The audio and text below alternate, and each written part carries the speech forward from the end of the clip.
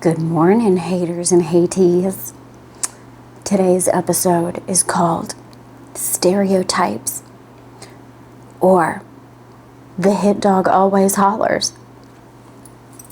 Now, before we get into this episode, I should have looked this. I am just...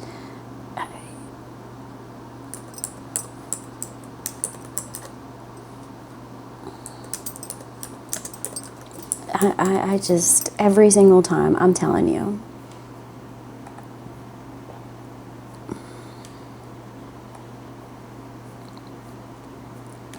Get on here and immediately I'm like, man, I should have looked this up before I got out here and tried to do something. All right. So before we get into this episode, which again, I'm really proud of this title, y'all. Okay. Stereotypes, or Why the Hit Dog Always Hollers. All right. So, but before we get started, yesterday, a great man passed away. And in an effort to continue his legacy, we are going to have a simultaneous sip in honor of the late, great Scott Adams.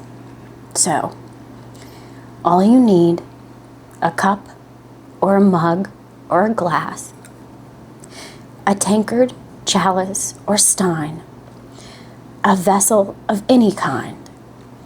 Fill it with your favorite liquid. I like coffee. And join me now for the unparalleled pleasure, the dopamine hit of the day,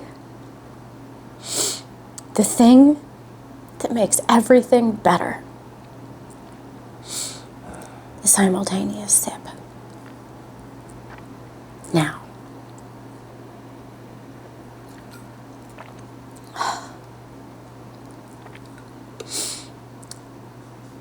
may your legacy continue, Mr. Adams.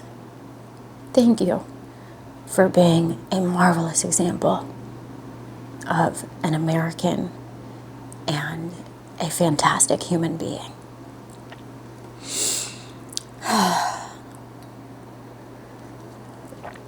All right.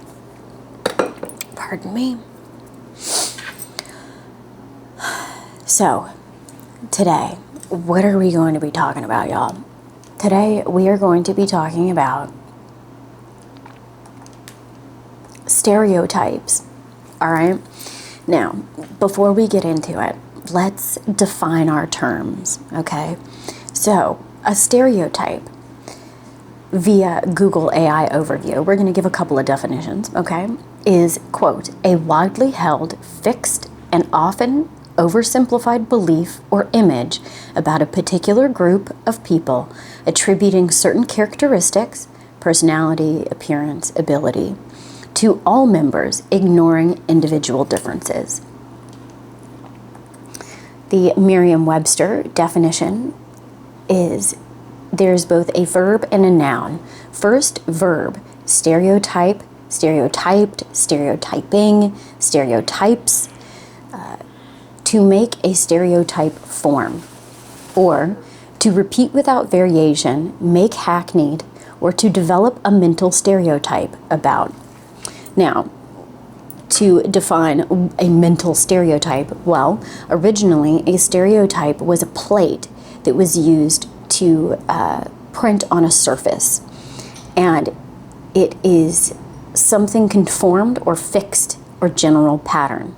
A mental picture that is held in common by members of a group and that represents an oversimplified opinion, prejudiced attitude, or uncritical judgment.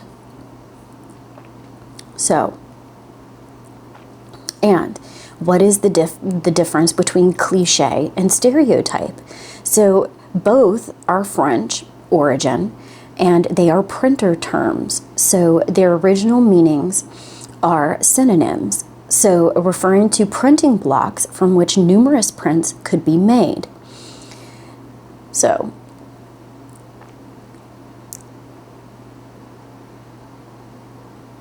cliché is typically used nowadays to refer to something that is overwhelmingly encountered in reference to something hackneyed, such as an overly familiar or commonplace phrase, theme, or expression. Okay?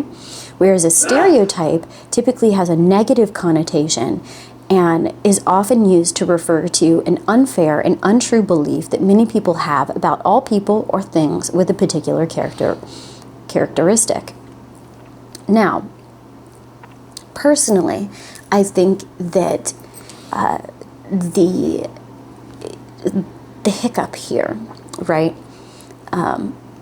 First, let's also clarify what we mean when the hit dog always hollers.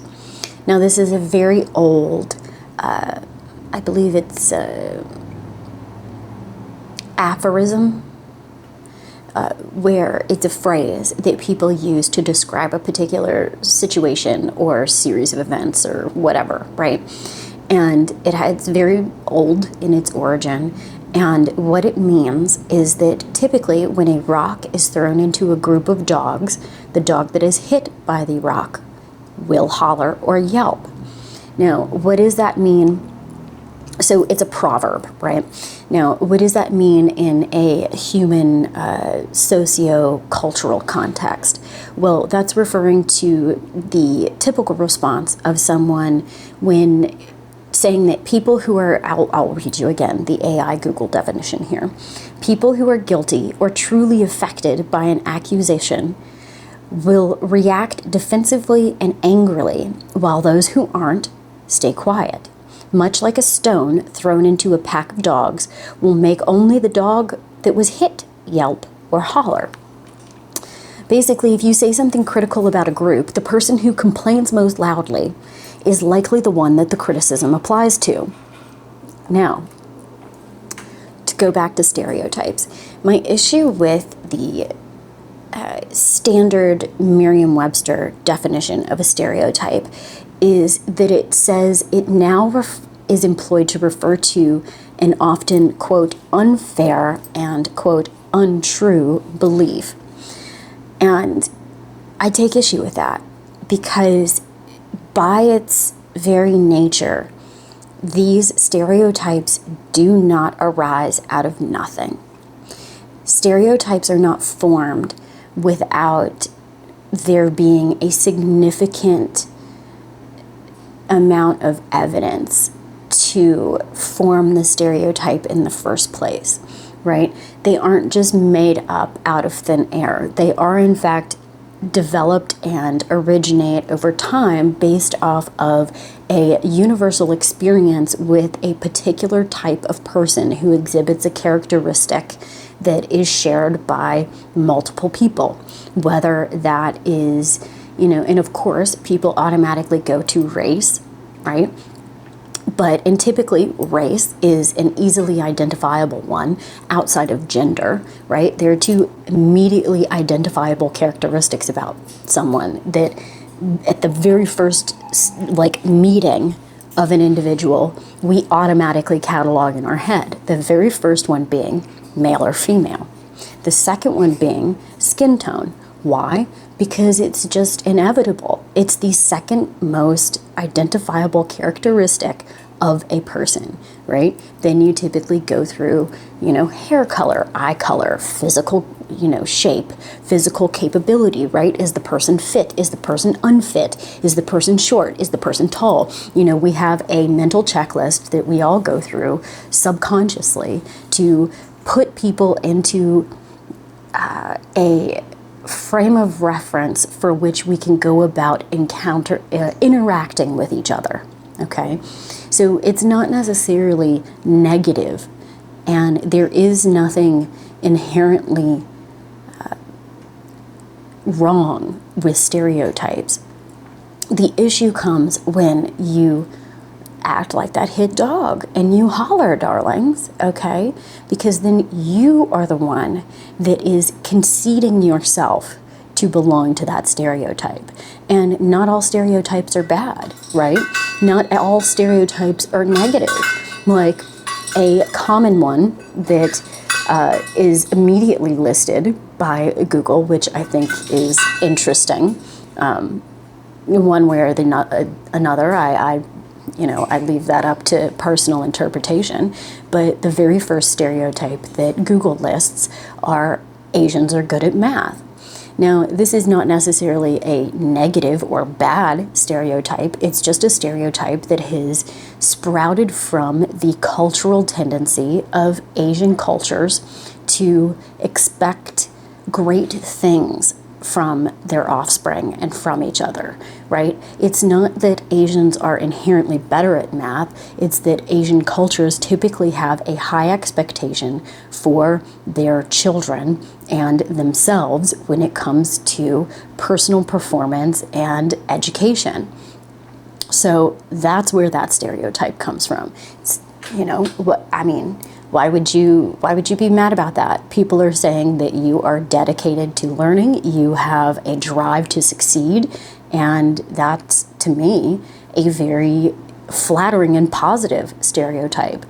There are, of course, more negative stereotypes, but my whole point in exploring this is that stereotypes don't spring from nowhere.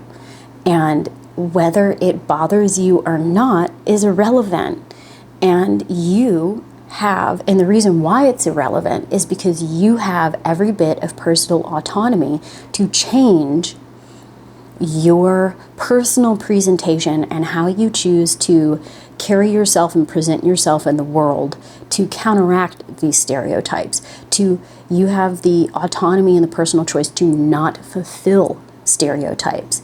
And if you are fulfilling a stereotype and it bothers you, stop being that hit dog that hollers, darling. Stop being the hit dog. Because if you don't like the stereotype, then maybe you should look at what you are doing that gives people indications that you may fulfill that stereotype, right? If you don't want to be thought of as a lazy, sloppy slug of a person, then put on real pants, put on real shoes, dress yourself in a way that shows that you have self-respect and you care about your hygiene and your personal habits. Go to the gym, take care of yourself physically, maintain your personal temple in a way that lets other people know that you care, that you have a certain level of self-respect. Because whether you like it or not, that is what the flip side of that coin indicates to other people. And nothing that you can do, let's not say nothing you can do, because there are a lot of things that you can do that you have autonomy over that will change people's perception of you in that regard. But you complaining about it and you hollering about it and being mad and hurt that stereotype has been applied to you will not fix it. What will fix it is if you decide that you no longer want to be cubbyholed in that stereotype, and then you take steps to push yourself out of it, right?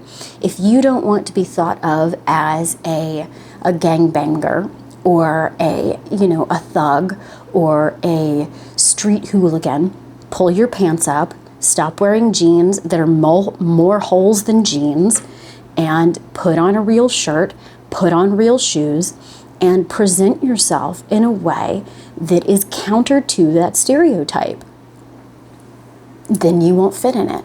Because stereotypes originate firstly from first impressions, and then secondly from habits and personal tendencies, right? So if there's a stereotype that's associated with people that are like you in one way or another, right? And typically it's coordinated with a visual indicator, because that's how we group people, right? There are stereotypes about men, there are stereotypes about women, and they're identified with those two groups of people because they typically occur in either A, men, or B, women. Now, if there's a stereotype like, oh, you people don't know how to swim. Well, darling, instead of being someone that gets mad about someone saying, you people, perhaps learn how to swim. If there's a stereotype that you aren't good at math, then work to be decent at math, right? Or if it's something that, you're like me, I'm not naturally going to ever be great at math, but I can make steps to be good at other things, right? You don't have to just be good at math. It's not about being good at math. It's about being someone who is dedicated to improving yourself and acquiring an education and a skill set, right? That's what quote unquote math symbolizes, all right? And if you want to, let's say that you're part of a group where the stereotype is you accrue wealth and are a skinflint, right?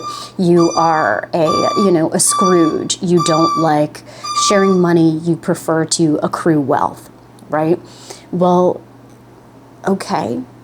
So if you're unhappy that one group has that stereotype and you don't think that the groups that you belong to do, you have just as much autonomy to go out and learn how to accrue wealth, how to get better at personal financial management. And then, guess what, darling? When somebody throws that rock, you won't get hit because you will know within yourself that you do have those skills and that doesn't apply to you. So how are we going to bring this back to actionable things, right? Well, we all know that primarily a lot of these stereotypes are deeply connected to visual indicators, right? So one of the ones that's going around now, or two of them rather, that seem to be, interesting linked, is the stereotype of the blue hair, right? Or the nose ring. And I'm not talking about like your classic, Southeast Asian, body jewelry kind of nose ring that goes through here, right? We're talking about this nose ring. And why did those stereotypes pop up? Well, because there were enough people that had either A, blue hair, or B, that type of nose ring that acted in a particular way. And babies, if you're mad about that stereotype, maybe you should take a look at yourself and see what it is that you are doing that helps continue the stereotype, right? If you don't want that stereotype to exist, be the counter to that stereotype. That's the solution, all right? Kind of like recently with a lot of things that are going on politically and socially with specifically women. And I, have a soapbox when it comes to this because why? Because I am a woman. There's a portion of the internet who has seen certain women fulfill a certain type of stereotype that leads them to start saying that they believe the 14th Amendment should be repealed. And personally, I take great umbrage at that because I don't want the 14th Amendment repealed. I like being a voter. I like having autonomy and a say in, hi, Kiwi. Yeah, hi, Kiwi. I like having a say in the direction that our country goes. She's just sitting on her little hook, just having a little ball. But on the flip side of that, I can't get too mad that certain people have this opinion about women when there is a large group of women that are perpetuating a stereotype that would certainly lead someone to think that maybe we don't deserve the right to vote because you are demonstrating behavior that is uneducated, unhinged, and hysterical. So why would I want someone who is demonstrating a lot of characteristics and habits and behaving in a way that might lead one to assume that you are mentally unstable. Why would I even want someone who may be mentally unstable having a decision in the way that our nation is run, that our community is run? Why would I want that? I don't want that. So I can certainly be sympathetic to why, when confronted with this burgeoning stereotype, people would start saying that, well, maybe women ought not to have the right to vote. I understand that. And recently, we're seeing another stereotype continuously be reinforced, which is that there are specific type of women with specific types of physical characteristics that are acting in specific ways in public now. And two of those being butch women who are androgynous and, good or bad, are associated with Subaru, right? And then you also have women who are physically unhealthy. And you know what, we're not even gonna try and be polite about it. They're whales, ham planets, okay? You are out here being a ham planet, being a butch, somebody's feeling very spicy this morning, being a butch, androgynous woman, and both of these people are choosing to act in similar ways that personally I would not want to be associated with, because it has a lot of negative associations. And why do they have a lot of negative associations? Well, because these particular groups of people have put themselves in certain positions and demonstrated a series of similar behaviors that have birthed a stereotype. And again, if you don't want to be a part of that stereotype, or if you're unhappy that that stereotype exists, well, you have the personal autonomy to choose to act in a way that counteracts that. And I think that that's what I want to encourage, right? I want to encourage people to start with the way that you physically present yourself. Do you want to be taken seriously? Yeah. If you want to be taken seriously, then present yourself in a way that leads people to take you seriously. And you're fine. And put on real shoes. Do you not want to be treated like a degenerate slob? Well, don't dress like one. Put on real pants, put on real shoes, put on a shirt, and take yourself seriously as soon as you get out of bed. And I guarantee you, the world will start to take you seriously as well. All right? So we could, go on and go into, even more depth about this, but we'll keep it short and sweet today, y'all. All right? So the TLDR of this particular rambling speech is, if you don't want to be the dog that hollers, stop feeling like you're getting hit. If you don't want to be that dog, that hit dog, baby, don't let the rock hit you. All right? Move out of the way. Stop conforming to stereotypes. You mad that somebody has put you in a pigeonhole?